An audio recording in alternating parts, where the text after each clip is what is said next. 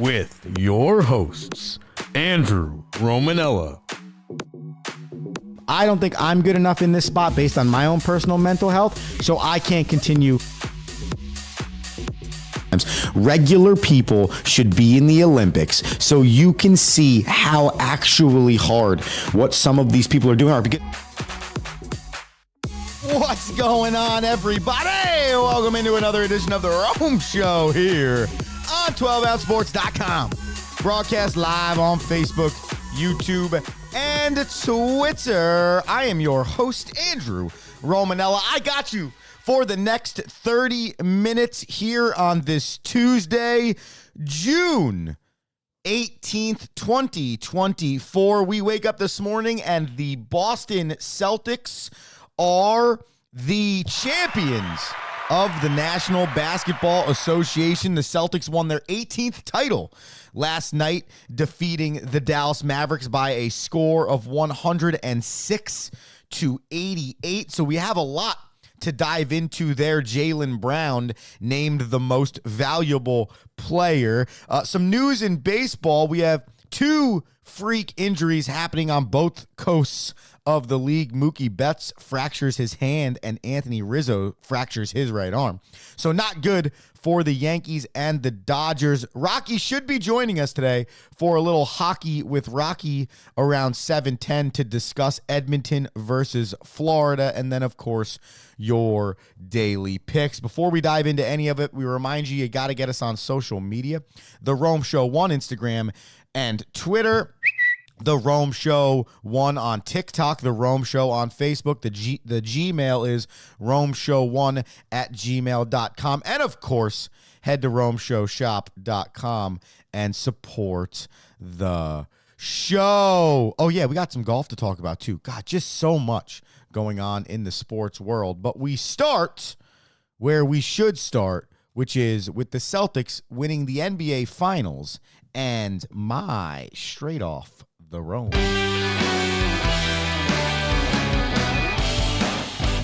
So the Boston Celtics won their 18th NBA title last night, 106-88. They held the Dallas Mavericks to a combined 39 points in the second half. 42 points in the second half to complete the victory in 4 of 5 games during this series. The Boston Celtics held the Dallas Mavericks to under 100 points and twice in the 80 range. Last night, there were a lot of scorers in double figures for the Celtics. I think that's why this game eventually turned into a rout. The leading scorer was Jason Tatum. He was 11 for 24 from the field, 31 points and 11 assists. He also threw in 8 rebounds to help secure the victory for the Celtics. The most valuable player of the finals and the Eastern Conference Finals, that is Jaylen Brown. He scored 21 points. He threw in 8 rebounds and 6 assists. He had 2 threes and 7 total made field goals in 44 minutes on the evening. Then you also had Drew Holiday, 15 points, Derek White, 14 points, and then you threw in a lot of necessary bench points with 16 of them. And if you look at the lead, the score, all of the things, those bench points become huge for the Celtics. They win this game by 18. Correction, I did my math wrong. No, I did my math right. They won the game by 18, so those bench points being huge. Jaylen Brown was named most valuable player, and I think I agree. Here's some interesting numbers for Jaylen Brown during the postseason and the regular season. During the 2023 regular season, Jaylen Brown averaged not what he averaged in the postseason. He averaged 19.5 points per game. All right. Heading into, in the last month of the season is what I meant to say, in April. So heading into the postseason, Jaylen Brown averaged the least amount of points he'd been averaging in any month during the season. April, slightly shorter month, but still. Well, then in the postseason, he just went off. All right. He went off. In the first series, averaged 22.8. In the second series, averaged 23.4. In the third series versus the Pacers, when he was named Eastern Conference MVP, he was averaging 29.8 points per game, and he shot 52% from the field. And then versus a better Dallas team averaged 20.8, so essentially 21 points per game and 45% from the field. During the postseason, Jaylen Brown averaged 24.2 points per game, and during the regular season, averaged 23. So during the most important time of the year, Jaylen Brown averaged nearly a point, more than a point actually, more on his point total. The last thing I'd like to say about the MVP of the finals this year is it's all about the work, man. And when Jaylen Brown came into the league, he was a 3rd overall draft pick out of Cal, right? So there were expectations on him to join Jason Tatum and make this Boston Celtics team what they are right now, which is a world champion. Well, in Jaylen Brown's first year in the league, he averaged 6.6 points per game in 78 games played. Okay, now rookie, a lot to learn. I think there's one thing that we've seen in the NBA when it comes to draft picks is that right there. You don't know if they're going to hit, when they're going to hit. It's not the deepest draft in the world, so you're not getting a lot of Tom Brady's out of the NBA draft.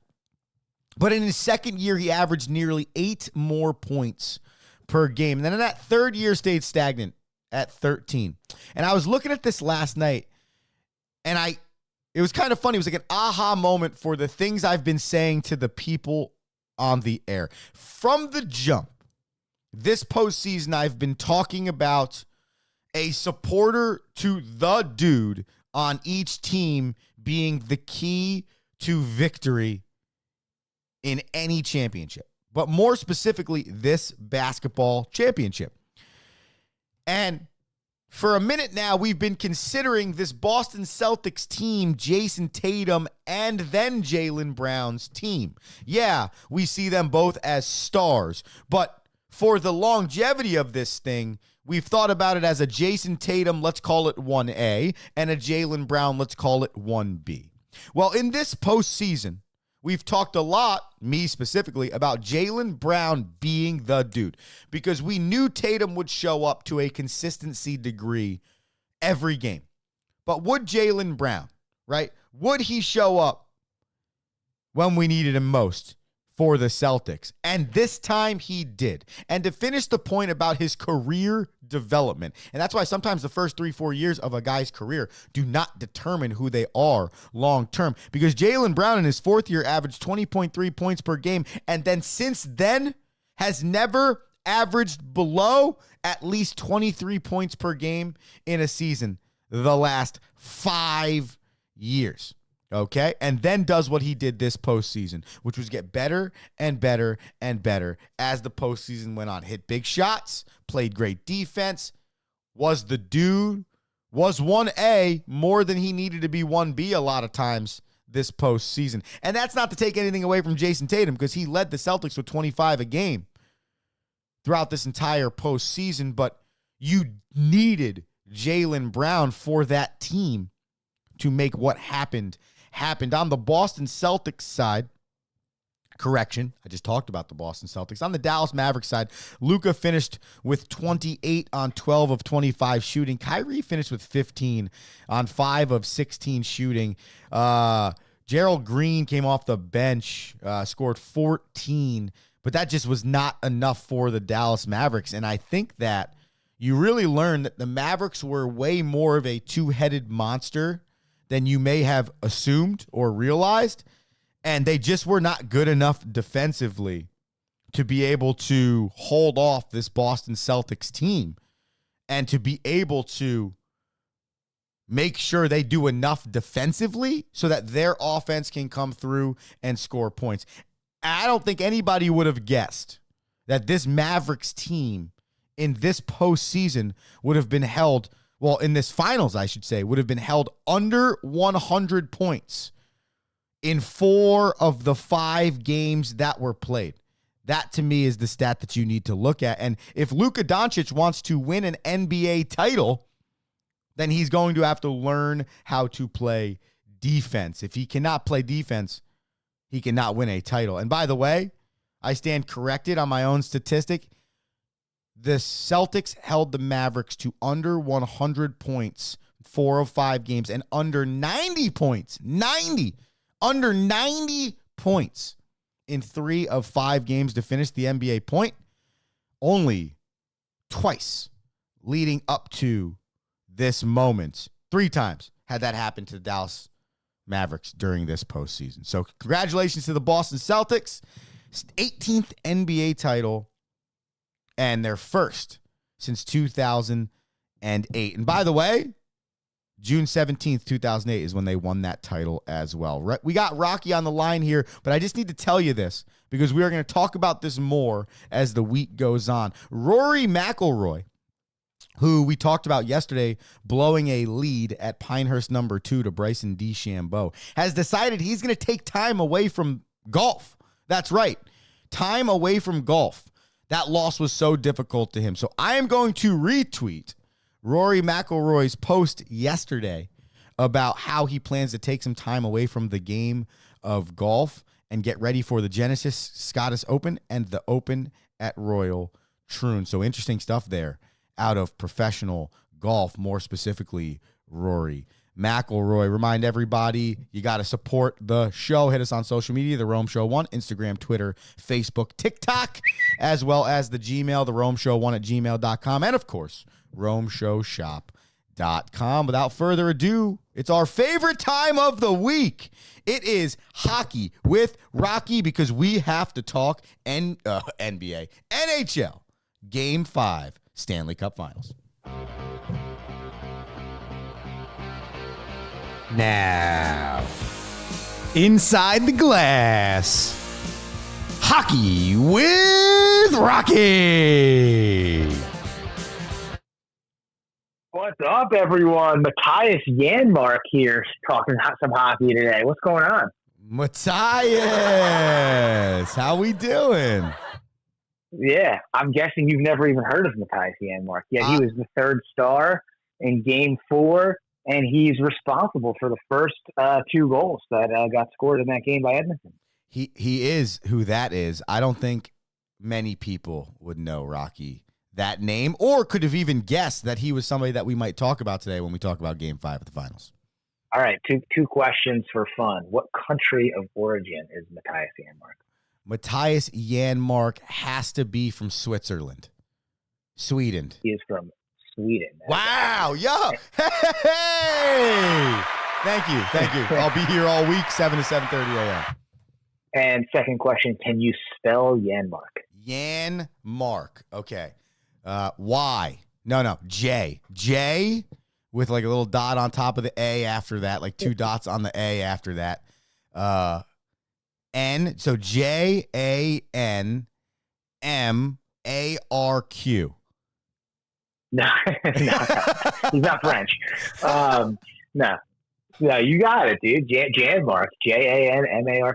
Like relatively simple. Wow. It's really just a soft so I didn't J in there. Yeah, I really just threw the Q in there because I'm like, it can't be that easy. Yeah, I know. That's actually a tricky one when it comes to spelling hockey names. All right, Rock. So let me start it's easier. here, by the way, because I do want a little basketball opinion for you because it relates to what we're going to talk about with the Stanley Cup.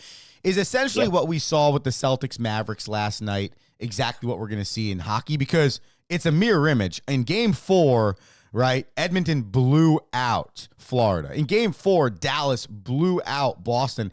And to me, Rocky, it almost felt like, dude, I think the Panthers just want to win it on their home ice. I just think Boston wants to win it in their home court. Give me your thoughts on that going into Game 5 tonight. I think you have to look at you have to look at the scoring. Like you probably watched the game last night more than me. Although I will say, I did catch the halftime half court shot, which was just filthy. Like sick. They should have ended the game. Yeah, that would have been sick. You're right. They should have ended the game because it was just like, yeah, you guys have no chance in the second half. But my guess is that Dallas did not score in transition very well last night. That is correct, and they didn't play much defense last night either. Okay, so they don't score in transition. Well, outside of the power play goal from Game 4 on Saturday night, what does every single Edmonton Oilers goal have in common from that game? Outside of the power play goal, they've all been in regular time. They were all off the rush. Not one goal was scored in established offensive zone time. All 7 goals, including the shorty that kicked off the game, off the rush. And I think that is really the difference. And we talked about it last week, like slowing the game down in the defensive zone for Edmonton to not let Florida establish presence, and then playing a high flying scoring game. And like you saw Edmonton opportunistic off the rush, every single goal. I watched every goal. They were all off the rush. So if you can, I guess in comparison, so if Florida can be like Boston and just stymie the rush and play their game, like it may be low scoring, it may be 2-1, it may be 3-2, or maybe 1-0. But like it won't matter because the Panthers will just end up suffocating Edmonton, kind of similar to what we've seen throughout the series and against the Rangers. So do you think a game like Game 4 happens, Rocky, because Edmonton felt like they figured something out, or because Florida is human? They had won 6 straight games going into that loss, and it was just a bad game, move on to the next one. I think it's bad game. Move on to the next. I wouldn't read too much into it. Like, I mean, you took 33 shots, but you were even on shots. Honestly, the line sheet looks a little bit more like Game 1 than anything, with the aggressive amount of hits from Florida comparative to Edmonton. But again, like the difference was the rush. And Florida didn't score on the power play, but I mean, in reality, like, what a weird start to a game, penalty early, give up a shorty. It's the last home game of the year if you win the Stanley Cup. Like, there's just magic. And like, when I made my prediction, right, I compared my prediction to the finals between LA and the Rangers in 2015. And if you remember in that series, it was Game 4 or it was Game 3. I think it was Game 4, actually, which was the final home game that the Rangers were going to play if they lost in 5, right? There was a puck that was so close to the goal line that didn't go in, that gave the Rangers the chance to win that game. Now, in Game 4 of this series, you saw a 2-on-1. I think it was at 2-1. The game was still 2-1 at this point. Or maybe it was 3-1. It's towards the end of the first period, where it was a 2-on-1 for Florida, and Stuart Skinner got from the right side of the net to the left side in extraordinary fashion and made one of the most incredible saves of the playoffs. And those types of special moments are indicative of, like, this win is for the fans. Like, it really doesn't determine the difference in the teams, because again, like, if the Oilers can't score off the rush and that goal goes in, I think, like, it's a completely different game in Game 4. But, like, you look at those special things, like, I really do. That's why I think it's a blip on the radar. Like, hey, let's get these fans a W. It could be our last home game. We had an incredible season. Like, I really don't see Florida, like completely losing their way just because of one game, especially being that it was 8-1. We are talking with resident hockey expert and player here, Mr. Rocky Romanella, on his weekly spot, Hockey with Rocky, here on the Rome Show every day, 7 a.m., 12ozsports.com. All right, so we talked a little bit about Edmonton. We've talked a little bit about Florida. Now, I need to talk specifics on goaltending, okay? Because you just mentioned Skinner and some of the saves he was making in Game 4, but his save percentage was like an .850 heading into that game, giving up 3.2 goals per game. I don't think Bobrovsky is the guy that he was that wasn't in the finish of that game. So what's the feeling in the crease? Because I think, Rock, we could talk about the power play, the rush, the stymieing the Oilers, right? Home games and this and that and the other thing. But all of that goes right out the window with a hot goalie or with an atrociously bad goalie. Your thoughts there? I think that I would expect a shutout from Sergei Bobrovsky. Wow, really? I think that he's going to be lights out. I think, like, if I'm an Oilers fan, Skinner has been Skinner. Like, he has been great. I mean, and we talked about it last week. He's not the difference in this series right now. Now, in Game 3, when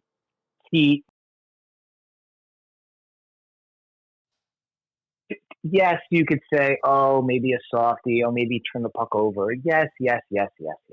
All of that stuff I can actually agree with. But when you're watching Game 3 and those goals go in, I'm not thinking about Skinner.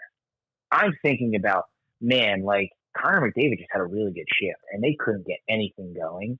And, like, a simple, non-threatening dump or a play results in a goal.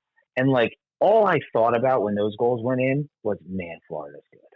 Like, they're just going to you can't make a mistake, right? Like, I didn't think Stuart Skinner was the problem. So when it comes to goaltending tonight, right, you're going to get the Stuart Skinner that you've always gotten. And you are going to get a two-time Vezina Trophy winning Sergei Bobrovsky, who just is coming off a game where he gets yanked. And, like, listen, the first goal, his defenseman slid into him, right? The second goal was a pass from the goal line and a 90-degree deflection from Adam Henrique. Like, he's going to be fine. He's going to be on top of his game. If the Oilers can't sustain defense and not let Florida establish, that's how they're going to win the game. But I just don't know if they can do that. We're going to hop off of the Stanley Cup here for a second, Rocky, and I want to get some hockey news in before we go back to your prediction on Game 5 to finish Hockey with Rocky on this Tuesday. Pascal Vincent was fired as the Columbus Blue Jackets head coach. He was hired right before the season started after, I think it was Mike Babcock was fired for some weird player privacy incident. I don't know if anyone thought that Vincent was going to be the long-term coach of the Blue Jackets, but do you have any insights on some of the coaching stuff that's going on in the National Hockey League right now? Yeah, so it's interesting in Columbus, right? So when they hired Mike Babcock, just for the context, last year, Babcock was coming back to the NHL. As he was coaching Toronto, reports came out of how he would, verbally abuse players and how he was, very, very much like a not the greatest person when it came to being a coach, which kind of ran him out of the league. And he would do things like, ask players to show him their Instagram, their TikTok or selfies or whatever, like weird stuff. Well, comes back to Columbus.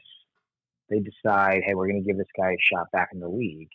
And, over the summer, immediately he's back at it again. Like, a couple of the players were like, especially the rookies. Like, he was really tough on the rookies doing all that stuff, trying to get to know them. Well, before he even gets to coach a game, he's fired because, like, hey, we can't have this publicity. The players are going to be a mess.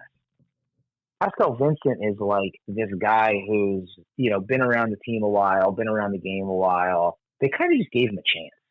He wasn't necessarily, not necessarily with any pedigree. Look at Seattle just hired Dan Bylsma, right? So he's got a Stanley Cup winning coach on the sidelines. Toronto just hired Craig Berube. He was on the sidelines. So you had guys in that were available that have pedigree, but they hired this guy Pascal Vincent. And if you watch Columbus play, they just really didn't really have a presence. And I don't know if necessarily he had a presence on the bench, so I think that's probably why you're seeing the change. And as you look at, hey, you're about 2 weeks before the draft, so you're probably which I don't understand. What happened between the end of the season and now, where that guy could keep his job and not? And I guess you're kind of just my only speculation is you're probably looking at what his training camp plan is, who his roster is. You're like, oh, man, I don't know if I like what I see here. Yeah, I would actually have to agree with that. And then the San Jose Sharks, obviously looking for a new head coach. They promoted their assistant on Thursday, Rocky. Do you know anything about the Ryan Warovsky guy? I don't know anything about Ryan Rwofsky actually, and I saw the headline. I hadn't had a chance. Um, what I'll say about the coaching is it's interesting. Like you see, really, right now, you're seeing really two brands of coaching. You're seeing some of the older guard kind of either come back into the fold or like kind of at the end of their run. Like you've got Torts who came into like John Tortorella came into Philly right into his run, really last kind of chance to establish himself as a winning coach. I don't know if he'll get another job after Philly. Craig Berube, who really is his first, I want to say his first head coaching job with St. Louis where he won. I think this will be a really big indicator for him. Like he'll probably have another job after Toronto. Definitely. I mean, if he wins. Dan Biles not coming back. Like he had a quick stint in Buffalo, which didn't really look good, and he's been out of it for a bit, but he's back. Like, okay, so it comes time with Peter Laviolette on kind of his probably last run in New York. But I think some of these older veteran coaches, Paul Maurice, you're seeing him in Florida. But then there's like a new wave. I think Jim Montgomery would be considered like a new wave there in Boston. The guy who they just fired in San Jose, David Quinn, really hasn't gotten his footing, in the NHL. Kind of feel bad for him. He's been in a couple of tough situations. And then you've got someone in Edmonton like Chris Knobloch, who, if you knew him and you followed him, which we only did because he was the Rangers affiliate head coach in Hartford. I mean, if they didn't hire Peter Laviolette, I wanted the Rangers to hire Chris Knobloch. And he gets hired in Edmonton because he coaches Connor McDavid and Jr. So you asked me about the guy in San Jose. I don't know anything about him, but I go through all of that to say if he's anything like Chris Knobloch, I'd be pumped if I'm a San Jose hockey fan. Well, I'll tell you what, he is a former AHL head coach, so maybe there's something to that. And for anyone that doesn't know, the reason also why I ask about the San Jose Sharks is because they currently hold the #1 overall pick in this upcoming NHL draft, and there is a dude from BU named Macklin Celebrini that will most likely be the #1 overall pick, and it looks like he'll be a San Jose Shark, which is where he's from. He lives in the Bay Area. Interesting. Which and there's the irony behind it, knowing that Macklin Celebrini is probably going #1 overall, and knowing that you have a chance at the first pick and you have a chance at him. Getting rid of David Quinn is really interesting considering David Quinn's the former head coach at BU. I know. I was wondering that. So very interesting. But I'll tell you what, the coaching carousel in the NHL has been very interesting. I would date it back to last offseason as well, Rocky. I don't know if you feel the same way, but it just continues the last year. And I think your point about it being a changeover time in hockey makes a whole lot of sense. We're up against it here, Rock. So give me your Game 5 predictions. I think that the Panthers are going to win the Stanley Cup tonight, and probably it's going to be. I'm going to call it a 1-goal game. So, and I'll give Edmonton credit because I think Connor McDavid will probably score again or be a part of it. But 2-1 for Florida tonight with a Game 5 Stanley Cup victory. All right, I love that. Any last thoughts for the people here on a Tuesday, June 18th edition of Hockey with Rocky? Listen, I'm sticking true to the prediction on what I saw at the beginning of the series. I'm not going to let Game 4 deter me. However, if I'm an Edmonton Oilers fan, boy, am I pumped that Knobloch takes Ryan Nugent-Hopkins and plays him with Leon Draisaitl, and that line just goes off. Like, I love the storyline that Adam Henrique scores, and the last time he scores was in a deciding was in an elimination game where the Devils were with their backs against the wall against the Kings. Like those little tweaks and those little adjustments and scoring off the rush and creating the opportunities to score off the rush, right? Scoring off the rush doesn't mean you just like had the puck and broke out. You probably had to create a turnover in order for you to earn those opportunities to score. So I'm looking at those things. I'm looking at the line juggling.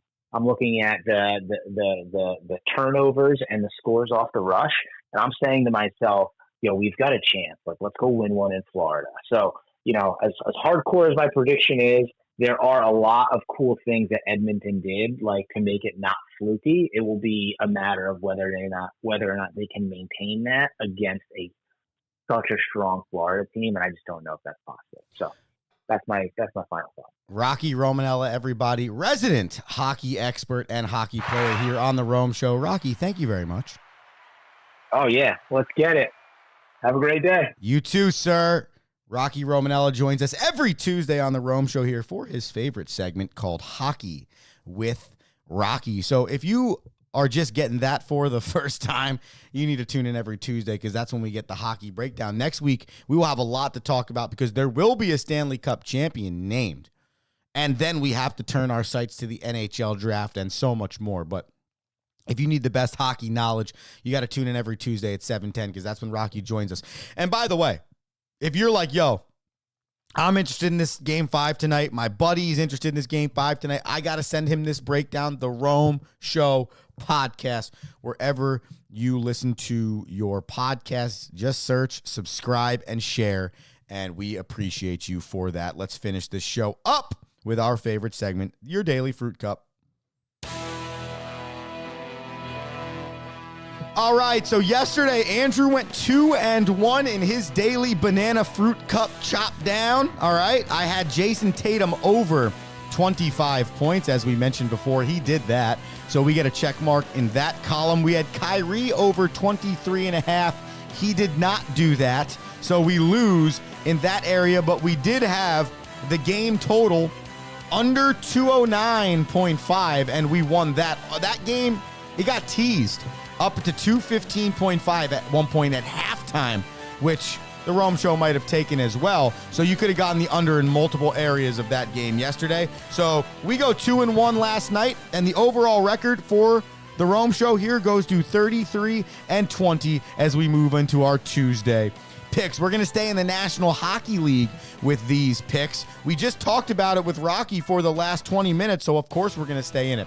I got Matthew Tkachuk recording a point tonight for the Florida Panthers. As much as I want to see this series continue, and as much as I believe that the Edmonton Oilers are good enough to win the Stanley Cup, and honestly, furthermore, I actually think they're probably good enough to win and be one of only 5 then teams, because 4 teams have ever done it, come back from 3-0 down, become the 5th team to ever do it and come back from 3-0 down. But I think Florida is that good. So I'm going to go with a Matthew Tkachuk point. I feel like every time Florida needs something, I end up seeing Matthew Tkachuk's name on the stat sheet, and I think that's probably why I'm going to go with him. So give me him with a point. Give me Sergei Bobrovsky over 24.5 saves. Why do I think that? Because the same reason that Rocky came in and said he thinks that Bobrovsky's going to be off his head. He's going to be the best goalie in the league tonight to bounce back after what happened. And then finally, I found a fun prop that was there's going to be no goal scored in the first 10 minutes of the game, and that's at plus 108. I don't know if that's only on my fruit stand site or if that's on other people's fruit stand sites, but look for that one because I think that was a fun third one to add to the mix. So give me Tkachuk, 1+ point. He's second on the team this postseason with 20. He's got 15 assists and 5 goals in those 20 points. Give me Sergei Bobrovsky, baby, over 24.5 saves in this Game 5. And then give me no one scores a goal in the first 10 minutes for plus 108. I don't know if you want to parfait those or keep them individual. I keep all mine individual, but that's completely up to you. It's also up to you to tune in every single day. And for those that have been doing it for us, we really appreciate you. For those that haven't, go check out the podcast and see if you want to. And hey, just remember, share it with somebody you think would like it because we would love to continue to grow our fanship here on The Rome Show. I am Andrew Romanella. And I am saying see you later until tomorrow at 7 a.m. here on 12ozesports.com. Follow the social media, The Rome Show 1 on everything. Head to the website, RomeShowShop.com. Use promo code ROME.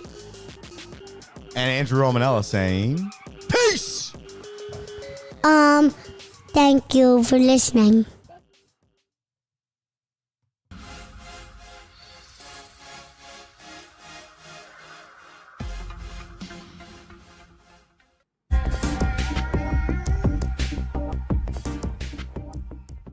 Welcome to MyBookie. You're ready to create an account and start making money. and we're here to help. And remember, you can get a bonus of up to $1,000 on your first deposit. Now you're ready to bet. Just go to mybookie.ag, visit the sportsbook, click on your bet, and input the amount you want to risk or win in the bet slip. Yes, it's that easy. Just remember, at MyBookie, you play, you win, you get paid.